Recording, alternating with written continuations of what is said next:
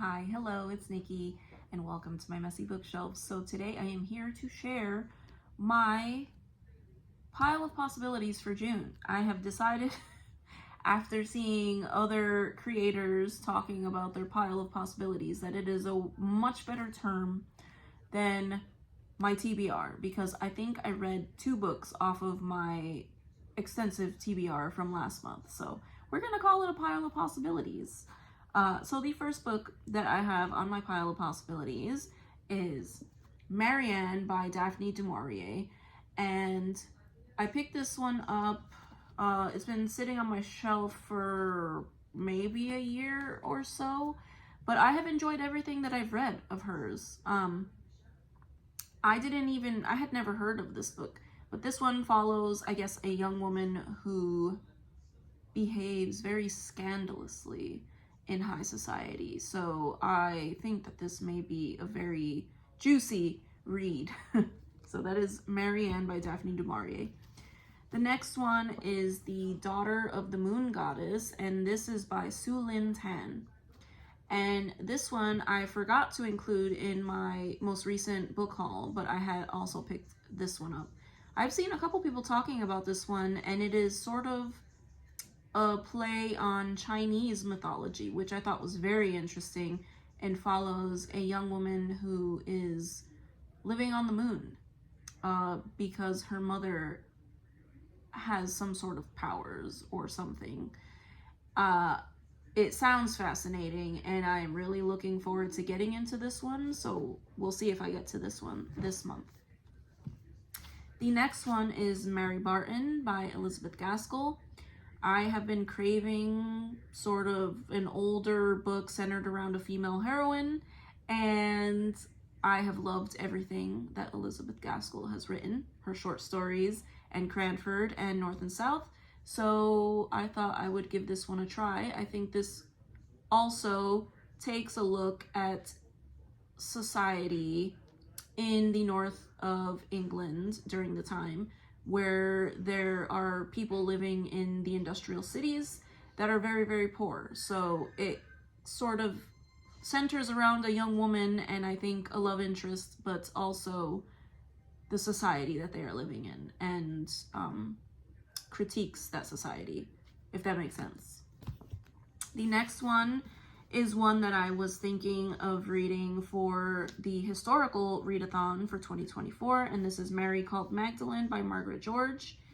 I tried reading this a few years ago and I put it down. I would like to give it another go, so we will see about that one. That one would also fulfill the Big Book Summer Challenge as well. The next one is one that I've mentioned already a few times on my channel, and that's Jonathan Strange and Mr. Norrell by Susanna Clarke. Society of Magicians, England, I think Victorian England, so would also fulfill the requirements for historical readathon and the Big Book Summer Challenge. I'm currently reading this one. The next one is one I also recently featured in my book haul, and this is The Wager by David Gran, and it follows a ship at sea and a mutiny. So high seas, adventure, a voyage, I am here for that. So I don't know that I will get to this one, but I am trying to get to one nonfiction every month. I'm not going to beat myself up if I don't, but this is my choice for nonfiction this month if I get to it. The next one is one that I'm reading throughout the summer, and hopefully I'll finish it this time, and that is The Tale of Genji by Murasaki Shikibu. And there is currently a read-along that just started on June 1st, so yesterday, and I am looking forward to having people to talk about this with, because when I tried reading it before, there was no one else that I knew of that was reading it at the same time. So I am hoping that I finally get through this. It will be such a good feeling to get through this book finally. And then the last 2 books on my pile of possibilities are A House with Good Bones by T. Kingfisher, because I'm sort of still on that Tea, Kingfisher, and Horror kick.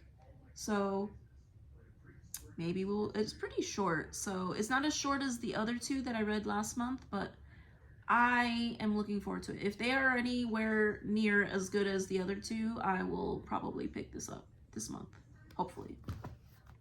And the last one is A Court of Mist and Fury, because out of the two fantasy book ones I read last month, this one is the one that keeps calling to me from the shelf. So I had not been sure whether I wanted to go with book 2 in the Mistborn trilogy or book 2 in the A Court of Thorns and Roses series, and it seems that it will be this one. But yes, this is my pile of possibilities. And once again, as I am usually a mood reader, I do not promise to read everything in this pile. However, I am going to make a good go of it. I usually read at least a couple books in my pile of possibilities, but I thank you so much. If you've read anything and there's anything in this pile that you love and think I should read first, please let me know. But I thank you so much if you've made it to the end of this video, and I hope to see you in the next one. Bye.